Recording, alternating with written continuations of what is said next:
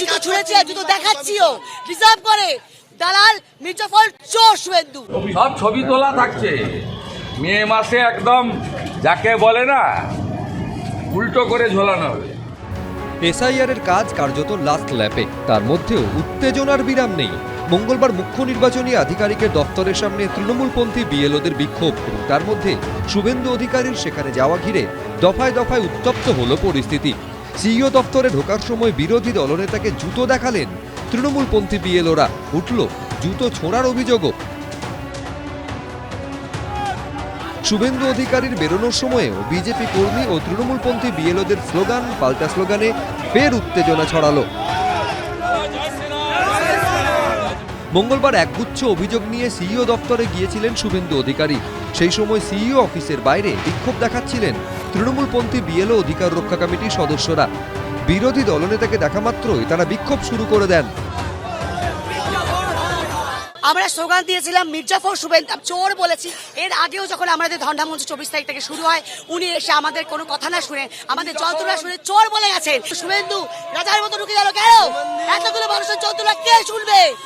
তাই আমি জুতো ছুঁড়েছি, জুতো দেখাচ্ছিও রিজার্ভ করে দালাল মির্জাফর চোর শুভেন্দু। আমরা স্পষ্ট দেখতে পাচ্ছি ইসিআই কিভাবে বিজেপির সাথে একটা আঘাত করে, একটা দালালি করে, চক্রান্ত করে এত লক্ষ লক্ষ ভোটারের নাম বাদ দিতে চাইছে। পাল্টা এই নিয়ে সরব হন বিরোধী দলনেতা। 12-14 জন 15 জনকে লোক নিয়ে সিও অফিসের সামনে আমাদের সঙ্গে সামনে যেটা করেছে আপনারা দেখেছেন। পুলিশ দাঁড়িয়ে দাঁড়িয়ে এদেরকে এনকারেজ করছে, এদের জমায়েত করতে দিচ্ছে। সিও অফিসের সামনে যদি এই অবস্থা হয়, তাহলে তো ক্যানিং, ভাগড়ে, শীতলকুচি, সিতাইতে, বসিরহাটে, সন্দেশখালীতে কি অবস্থা সহজেই অনুমান। বিচ্ছিন্ন ঘটনা। যারা এই এসআইআর নিয়ে মানুষ বিপদে পড়ছে, তার কোনো বহিঃপ্রকাশ করছে, সেই বহিঃপ্রকাশের কোনো পদ্ধতি নিশ্চয়ই সমর্থনযোগ্য নয়। কোনো মানুষ কোনো বিচ্ছিন্ন ঘটনা যদি ঘটিয়ে ফেলেন, তাহলে বুঝতে হবে যে ধারাবাহিক প্ররোচনার ফলে এই ধরনের কোনো ঘটনা ঘটেছে। এটার সঙ্গে কোনো রাজনীতি বা প্ররোচনা যদি থাকে, শুভেন্দুবাবুরা নিজেরা দিচ্ছেন। ইতিমধ্যেই সুপ্রিম কোর্ট নির্দেশ দিয়েছে 28 তারিখ ভোটার তালিকা প্রকাশ করতে হবে, তারপর ধাপে ধাপে সাপ্লিমেন্টারি তালিকা প্রকাশ করা যাবে। মঙ্গলবার তা নিয়েও ইঙ্গিতপূর্ণ দাবি করেন বিরোধী দলনেতা। যাদের নাম 28 তারিখের তালিকায় থাকবে না, তার জন্য দায়ী মমতা ব্যানার্জি। কান খুলে শুনে রাখুন, সাপ্লিমেন্টারি তালিকা তখনই চূড়ান্ত হবে যখন আরপি অ্যাক্ট অনুযায়ী তথ্য কাগজপত্র বিতর্কিত বা সন্দেহজনক ভোটাররা স্যাটিসফাইড করতে পারবে। সব মিলিয়ে ভোটার তালিকা প্রকাশের আগে রাজ্য রাজনীতির হাওয়া একেবারে গরম।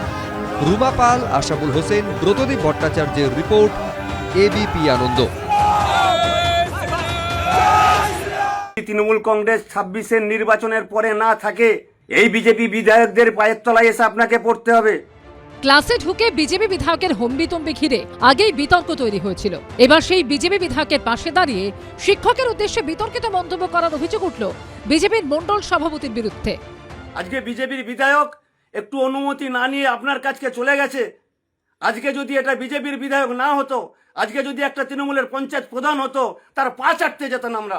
আজ যদি তৃণমূল কংগ্রেস 26-এর নির্বাচনের পরে না থাকে, আপনি কোন সেলের নেতা থাকবেন?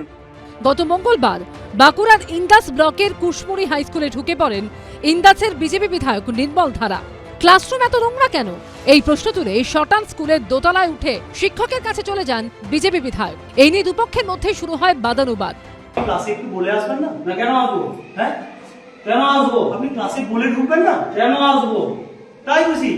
পরে অবশ্য অনুমতি না নিয়ে ক্লাসরুমে ঢোকার জন্য ভুল স্বীকারও করে নেন বিজেপি বিধায়ক। বিজেপি বিধায়ক নির্মল ধারার এই আচরণের বিরোধিতা করে রাস্তায় নামে তৃণমূলের শিক্ষক সেল। এর মধ্যেই শনিবার ফেসবুক লাইভে সেই শিক্ষকের উদ্দেশ্যে বিতর্কিত মন্তব্য করেন বিজেপির মণ্ডল সভাপতি, যাকে হাতিয়ার করে সরব হয়েছে তৃণমূল।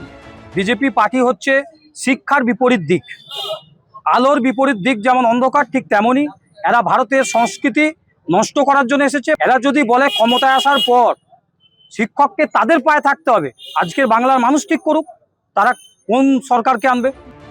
সব মিলিয়ে ইন্দাসের ঘটনায় জেলা রাজনীতিতে নতুন করে মাথাচাড়া দিয়েছে বিতর্ক। তুহিন অধিকারী রিপোর্ট, এবিপি আনন্দ, বাঁকুড়া। এবিপি আনন্দ, এগিয়ে থাকে, এগিয়ে রাখে।